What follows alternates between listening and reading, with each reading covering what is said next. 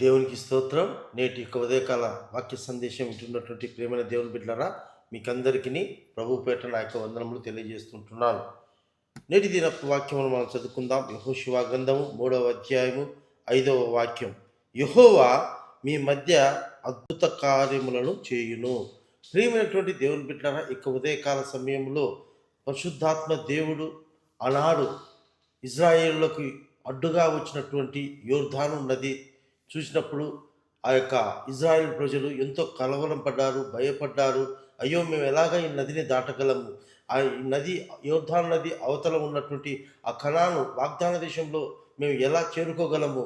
ఆ ఆశీర్వాదకర దేశంలో, ఆ సమాధానకరమైన దేశంలోనికి మేము ఎలా చేరగలమని వాళ్ళు ఆగిపోయి అక్కడ కలవరం చెందుతూ, భయపడుతూ, దిగులు చెందుతూ ఉన్న సమయంలో దేవుడు ఈ యొక్క వాక్యాన్ని ద్వారా వాళ్ళతో, ఈ వాగ్దానం ద్వారా వాళ్ళతో మాట్లాడడం జరిగిందండి.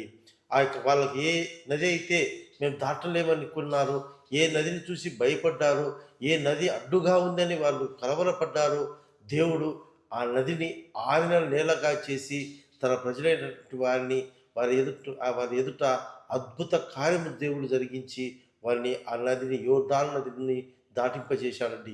ఈ వాక్యం వింటున్నటువంటి దేవుని బిడ్డ, నీ జీవితంలో యోర్దాను నది లాంటి అడ్డుగా నీ ఆశీర్వాదానికి, నీ సంతోషానికి, మీ కుటుంబంలో నీ సమాధానానికి అడ్డుగా ఉంటుందో, ఆ యోర్దాను నదిని చూచి, అలాంటి సమస్యను చూచి, యోర్దాను నది లాంటి సమస్యను చూచి నువ్వు బాధపడుతున్నావా, దిగులు పడుతున్నావా, కలవరపడుతుంటున్నావా?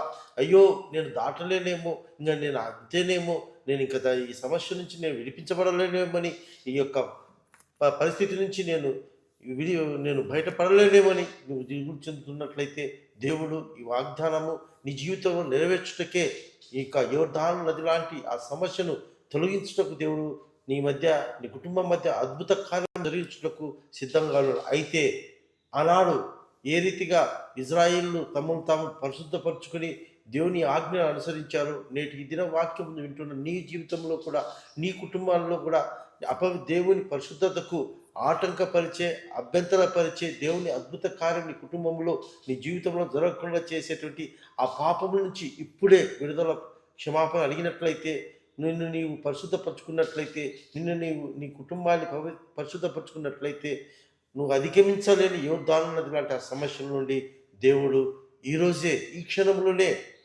నీ యొక్క వాగ్దానాన్ని నీ జీవితంలో, నీ కుటుంబంలో నెరవేరుస్తాడు. కనుక మనందరం కూడా పరిశుద్ధపరచుకుందాం.